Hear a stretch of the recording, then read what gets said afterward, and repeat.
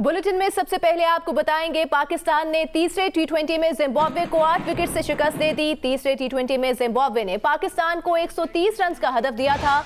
पाकिस्तान ने सीरीज में clean sweep कर लिया। अच्छी खबर, पाकिस्तान ने तीसरे टी20 में भी जिम्बाब्वे को 8 विकेटों से हरा दिया है और तीसरे टी20 में कामयाबी हासिल कर ली है। पाकिस्तान को 130 रन का हदफ दिया था।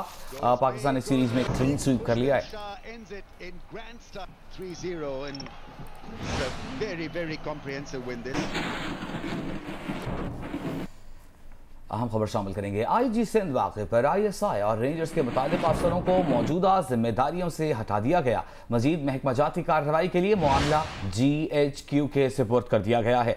ISPR के मुताबिक अफसरान की जल्दबाजी की वजह से 2 रियासती इदारों में गलत फहमी पैदा हुई। अफसरान जिम्मेदारी दिखा के गैर जरूरी सूरत हाल पैदा करने से गुरेज कर सकते थे। आर्मी चीफ के हुक्म पर IG सिंध वाक़े पर शिकायत के इजाले से मुतालिक तहकीकात की गई। ISPR के मुताबिक 18 और 19 अक्टूबर की दरमियानी शब रेंजर्स और ISI सेक्टर हेडक्वार्टर्स को मज़ार-ए-कायद की बेहुरमती का बताया गया। फौरी कार्रवाई यकीनी बनाने के लिए उन पर अवामी दबाव बढ़ रहा था। कशीदा सूरत हाल में अफसरान ने अवामी रद्द-ए-अमल में पुलिस का रवैया सुस्त पाया। रद्द-ए-अमल के पेश नज़र ISI और रेंजर्स के अफसरान ने कार्रवाई का फैसला किया था।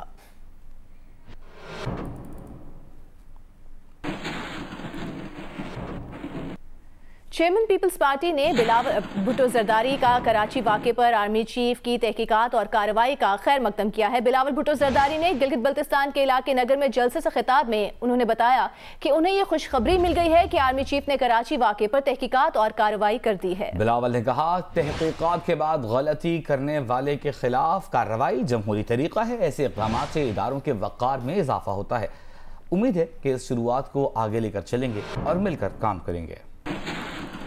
मुझे एक खबर मिली है कि जो कराची का इंसिडेंट हुआ था, जो कराची में इंसिडेंट हुआ था हमारा PDM के जलसे के बाद, उसके बाद मैंने मुतालबा किया था चीफ ऑफ आर्मी स्टाफ से कि वो इंक्वायरी करे और एक्शन लो। और मुझे ये खुशखबरी मिल रही है कि चीफ ऑफ आर्मी स्टाफ ने इंक्वायरी भी किया, इंक्वायरी मुकम्मल हो चुका है और एक्शन भी लिया चुका है। इस स्टेप को हमें वेलकम करना चाहिए। इस किस्म के एक्शन से इदारों के इंटेग्रिटी में इजाफा होता है और जमहूरी तरीक़ाकार यही है कि जो भी गलती हो उसकी तहकीकात हो और अगर किसी से गलती हुआ हो उसके खिलाफ एक्शन लिया जाए। हम उम्मीद करते हैं कि ये शुरुआत है और इसी सिलसिला को हम आगे लेके चलेंगे। जमहूरियत के लिए, पाकिस्तान के लिए हमें सब मिल के काम करना पड़ेगा। वफाकी वज़ीर इत्तलात सेनेटर शिबली फराज ने IG सिंध के वाक़े पर आर्मी चीफ की तहकीकात और कार्रवाई का खैर मकदम किया है। वफाकी काबीना के इजलास के बाद ब्रीफिंग देते हुए वफाकी वज़ीर इत्तलात सेनेटर शिबली फराज ने कहा कि वो पाक फौज की खुद एहतसाबी के निज़ाम को सराहते हैं। फौज ने खुद एहतसाबी करते हुए 2 अफसरों को ओहदों से हटाया है। ये पस मंज़र भी वाज़ेह किया गया है कि मुकदमा वक्त पर दर्ज होता तो सूरत हाल पेचीदा न होती। मज़ार-ए-कायद के वाक़े पर अवामी दबाव आने के बाद रेंजर्स को IG से राबता करना पड़ा। फौज ने अपना काम कर दिया। अब सिंध हुकूमत को बगावत करने वाले अफसरान के खिलाफ कार्रवाई करनी है। पुलिस अफसरान कैसे बगावत कर सकते हैं, सिंध हुकूमत भी इस बगावत में मुलविस है। इस बात को बहुत अप्रिशिएट करते हैं कि पाकिस्तान आर्म फोर्सेस का जो अपना सेल्फ डिसिप्लिन और सेल्फ खुद एहतसाबी का जो अमल है वो हरकत में आया और उन्होंने अपने जो 2 ऑफिसर्स थे उनको जो है तो अपने ओहदों से हटा दिया है। हालांकि उसकी तफसीलात दी भी गई हैं कि जो ऑफिसर्स थे उन्होंने, और इसका जो पस मंज़र है वो भी यही है कि जब अगर तो वक्त पे FIR दर्ज हो जाती, क्योंकि कई लोग मुश्तइल थे, हम जैसे लोग भी इस पर, हम काफ़ी पाकिस्तान के अवाम इस पर काफ़ी रंजीदा थे कि जो हुआ कायद आज़म के मज़ार पे, तो उसकी अगर बर वक्त अगर पुलिस FIA SHO ही उसकी FIR दर्ज कर देता तो ये वाक़यात इतने कॉम्प्लिकेटेड नहीं होते। और यही वजह थी कि जो प्रेशर आया आवाम का इन रेंजर्स पे, तो उनको ये एक ऐसी उन्होंने जो उसको IG को अप्रोच किया और उन्हें इसके बारे में उनको वो किया कि अगर ये मसला हल ना हो तो ये तो कॉम्प्लिकेटेड हो जाएगा।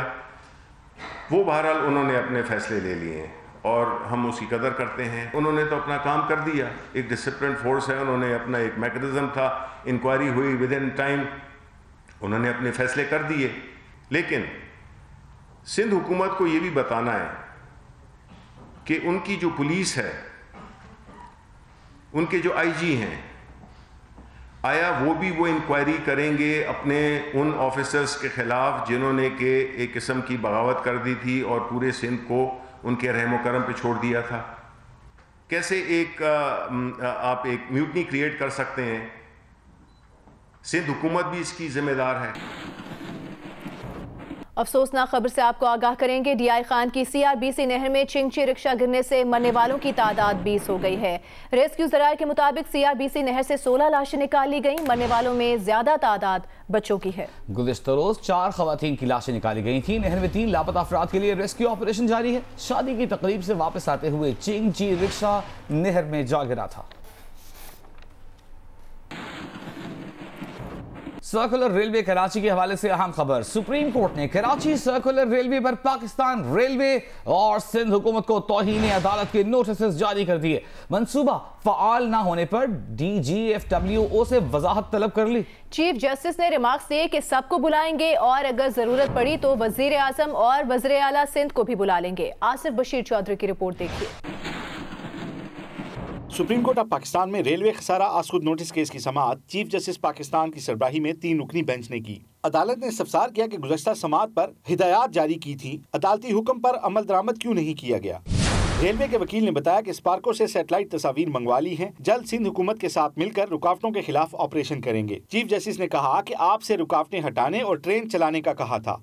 महकमाना खतबाजी की गई लेकिन सुप्रीम कोर्ट के हुक्म पर अमल दरामद न किया गया। सेक्रेटरी रेलवे और चीफ सेक्रेटरी सिंध तौहीन अदालत के मुर्तकिब हुए हैं। अदालत ने तौहीन अदालत के नोटिस जारी करते हुए सेक्रेटरी रेलवे और चीफ सेक्रेटरी सिंध को आइंदा समाअत पर जाती हैसियत में पेश होने का हुक्म दे दिया। अदालत ने इस्तफसार किया कि बताएं कराची सर्कुलर रेलवे का मंसूबा क्यों फाल नहीं हुआ। अदालत ने DGFWO को भी पेश होकर वजाहत देने का हुक्म दे दिया। चीफ जस्टिस पाकिस्तान जस्टिस गुलजार अहमद ने कहा कि अब बात सिर्फ यहाँ तक नहीं रुकेगी, सबको बुलाएंगे, जरूरत पड़ी तो वजीर आजम और वजीर आला सिंध को भी बुलाएंगे। सेक्रेटरी रेलवे ने कहा कि हमारी तरफ से कुछ भी काम बाकी नहीं है। इस पर चीफ जस्टिस ने कहा कि आपको एक बार बोलने का मौका दिया था, क्या अभी आपको फारिग कर दें? जो कहना है रिपोर्ट में लिख कर दें। केस की मजीद समाअत 2 हफ्तों के बाद होगी। आसिफ बशीर चौधरी, जियो न्यूज, इस्लामाबाद।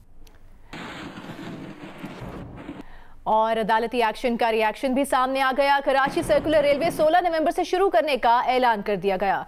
DS रेलवे के मुताबिक 16 नवंबर को पिपरी से औरंगी टाउन तक 60 किलोमीटर के सफर का आगाज होगा। पिपरी से औरंगी टाउन के ट्रैक के लिए 4 ट्रेनें मुख्तस की गई हैं। ट्रेनें 3 घंटों के फासलों से अप और डाउन ट्रैक्स पर चलेंगी। सुबह 7 बजे औरंगी टाउन से पहली ट्रेन रवाना होगी। कराची सर्कुलर रेलवे का किराया 50 रुपए मुकर्रर कर दिया गया।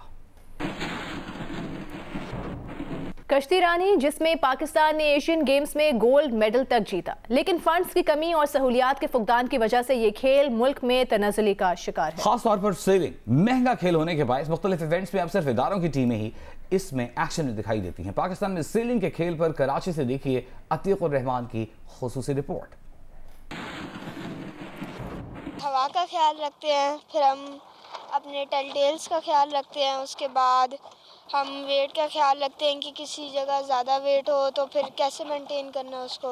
वेव्स का थोड़ा सा ट्रिकी होता है, क्या कहते हैं, जब वेव ज़्यादा हो और विंड भी ज़्यादा हो तो कैप्साइज होने के भी बहुत चांसेस होते हैं, लेकिन ऑन द अदर हैंड बहुत मज़ा आता है करने में, खासतौर पे जब विंड ज़्यादा होती है। यही थोड़ा फ़र्क है हमारे हम में और इंटरनेशनल में कि वहाँ उनके पास वसाइल ज़्यादा होते हैं, इवेंट्स वो बहुत ज़्यादा से ज़्यादा अटेंड करते हैं। दूसरा कोचिंग, इंटरनेशनल कोचिंग उनके पास हर वक्त अवेलेबल होती है। फॉरेन कोच तो होने चाहिए क्योंकि इंटरनेशनल लेवल पे खेलने के लिए आपको इंटरनेशनल कोचेस चाहिए, क्योंकि टफ भी है और दूसरा इसके लिए कोचिंग की बहुत ज़्यादा ज़रूरत होती है, जिसकी वजह से हम लोग इसमें जो है ना पाकिस्तान के तौर पे जितना हो सकता है उतना रिप्रेजेंट कर रहे हैं। छोटी सी छोटी बोट जो है आप देख रहे हैं, ये भी अराउंड 1 मिलियन है इसको पाकिस्तान में लेके आने तक। इसी तरह ये लेज़र जो है ये 1.4 मिलियन तक है।